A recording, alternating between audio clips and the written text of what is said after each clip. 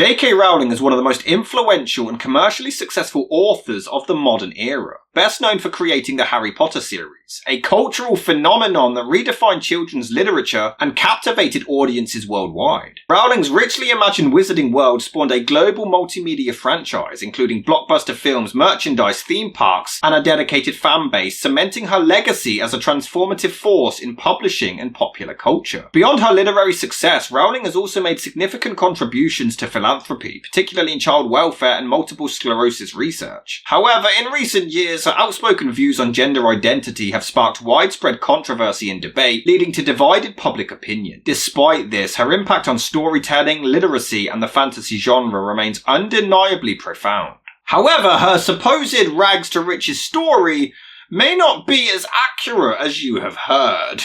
Joanne Rowling was born on July 31st, 1965 in Yate, England in Gloucestershire, to 19-year-old parents Peter and Anne, who were an aircraft engineer and a science technician respectively. 2 years later, they welcomed their second child, Diane. It was in 1969 when the family moved over to Winterbourne, a small village near Bristol, where she grew up in the village of Tutshill and attended St Michael's Primary School, which is where, allegedly, one of her very own teachers became the inspiration for the future Albus Dumbledore. And so did a bunch of other books and stories, but shh. They also lived near a family whose surname was Potter, which Rowling later claimed was a name she had always liked. And not just because she also saw Troll and thought, "Time for me to make money off your hard work." In 1970, Rowling began to develop an interest in writing at an incredibly young age, putting together her first story titled Rabbit. Her father used to read her The Wind of the Willows, while her mother was a big fan of Richard Scarry's novels, which inspired her own Rabbit story. When she hit 9, the family bought the church cottage in Tutshill, and Rowling began attending the Church of England school nearby. Allegedly, her teacher was described as a battle axe who struck fear into the hearts of children, often seating Rowling in a dunce's row after she performed poorly on a test. See, she wasn't all bad.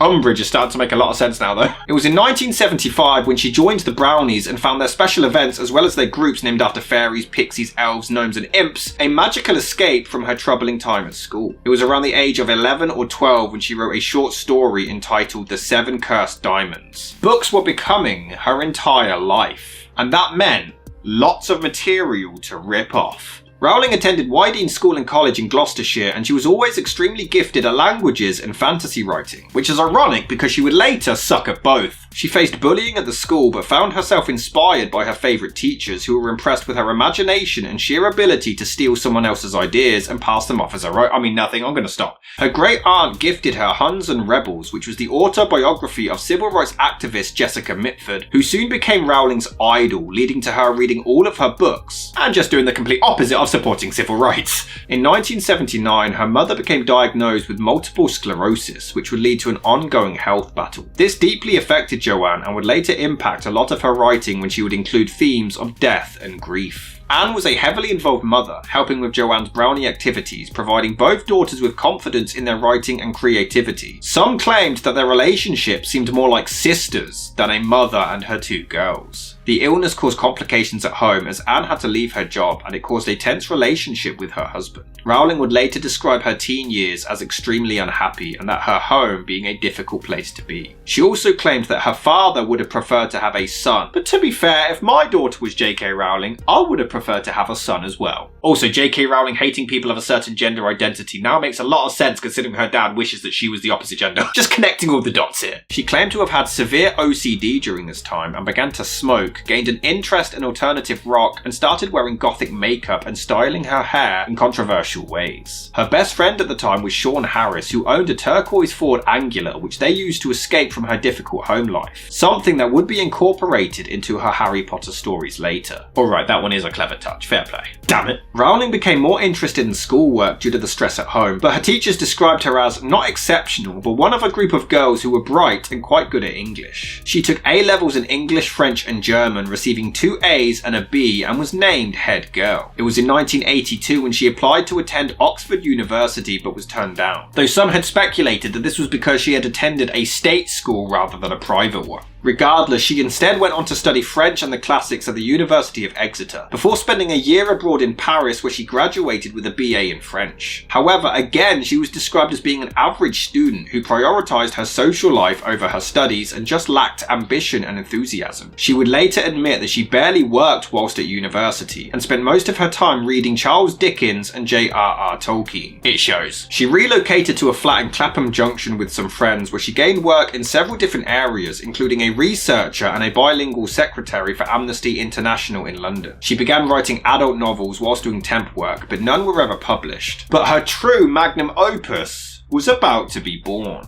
It was in 1990 when she was planning to move with her boyfriend to Manchester, often travelling back and forth to see him. On one particular day, she was boarding a train from Manchester to London, but it was delayed by 4 hours. It was during this long wait where she started to visualise 3 particular characters inside her head, as she had no pen or paper to hand. The 3 characters that would become synonymous with the franchise.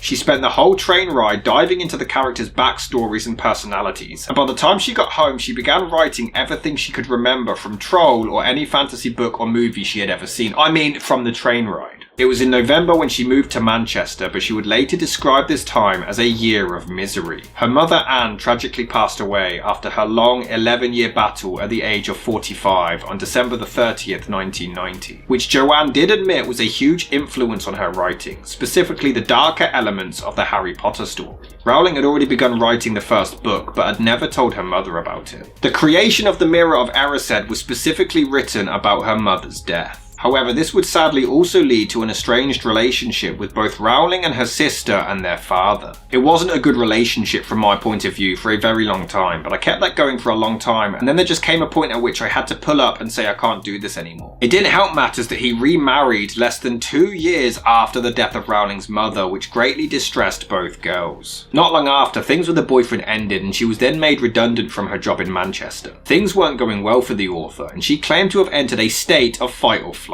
She saw an ad in the Guardian newspaper advertising a teacher's job in Portugal to teach English at night. She relocated there in November of 1991, writing her book during the day before she met Portuguese journalist Jorge Arantes, who she shared a strong passion with writing, specifically Jane Austen. Despite a troubling start to the relationship, the two planned to fly to London to meet Rowling's parents before she sadly suffered a miscarriage. They married on October the 16th, 1992, and the following year on July the 27th, she gave birth to their daughter, Jessica Isabel Rowling Arantes. At this point, she had finished the first 3 chapters of the first Harry Potter book and had drafted the rest of the story. However, the relationship was allegedly not a wholesome one. She claimed to have been the victim of domestic abuse. Her ex-husband would later admit to having slapped her, but that he did not regret it. She described the marriage as short and catastrophic, claiming that she wasn't allowed to have a house key and that he would often use the manuscript of her book as a manipulation technique, keeping it hostage. On November the 17th, 1993, Arantes threw Rowling out of their house. She returned with the police to collect her daughter and belongings before going into hiding for 2 weeks. She then left Portugal by the end of the year before settling in Edinburgh, Scotland with her daughter and sister. However, Joanne didn't want to be a burden, so she sought help from the government and received £69 per week from Social Security and moved to her own flat, which she described as being mouse-ridden. She was now a single mother living on welfare and struggling to get by financially, facing clinical depression and contemplating suicide. She was described as being as poor as it is possible to be in modern Britain without being homeless. She had graduated from university just 7 years prior and was now viewing herself as a complete failure, though she did admit that this motivated her to focus more on her writing, claiming that it was her daughter who kept her going. In fact, Sean Harris lent her £600, which allowed her to move to a flat in Leith, which is where she was able to finish the first novel. Yeah, considering this is supposed to be a rags to riches story, J.K. Rowling actually had a lot of help.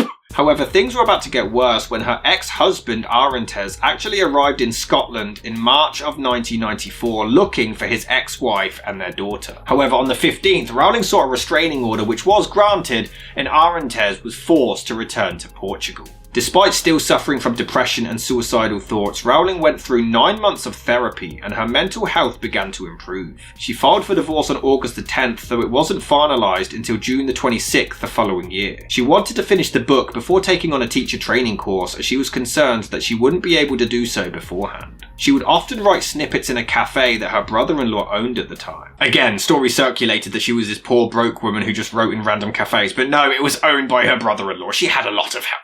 She gained work as a secretary, earning £15 per week, but she would lose benefits if she did any overtime. And in the middle of 1995, her friend gave her more money to allow her to come off of benefits and to take on college full-time. But this bitch had more help than most of us. What do you mean rags to riches? The first manuscript for Harry Potter and the Philosopher's Sorcerer's Stone was finished that same year. She began a teacher training course in August at Moray House School of Education and earned her teaching certificate in July 1996 working at Leith Academy. She would later admit that writing the first Harry Potter book saved her life. But funnily enough, she failed to get it published for quite some time. It was rejected by 12 publishers who just weren't interested in publishing racist and plagiarised material. But in 1996, Bloomsbury finally agreed after the publisher's 8-year-old daughter really enjoyed the first chapter. So she's to blame for all of this. Although he supposedly told her, "You'll never make any money out of children's books, Jo." It was here when the publishers believed the book would be more catered towards young boys who most likely wouldn't be interested in reading a book written by a woman, which is when Rowling first coined the name JK from her paternal grandmother Kathleen. The first novel was published in June 1997 and was initially only a modest success, but did start to gain some popularity. At this point, Rowling signed a deal for the next 4 books of the series. Before the second one was even published, she had received around £2,800 in royalties. It would only continue as the books continued to get published over the years, and then the inevitable movie adaptations followed, becoming one of the highest grossing franchises in history, and cementing J.K. Rowling as one of the richest and most influential authors in the world. Even by 2000, when she had only released the first 4 books of the saga. The US rights were then auctioned at the Bologna Children's Book Fair, and the Scholastic Corporation bought them for $105,000, which was an absurd price for a children's book at the time, and she used this money to buy her own flat in Edinburgh. It was in 2001, the same year as the release of the first movie, when Rowling married Scottish doctor Neil Murray, and their son David Gordon Rowling Murray was born 2 years later, followed by their daughter Mackenzie in 2005.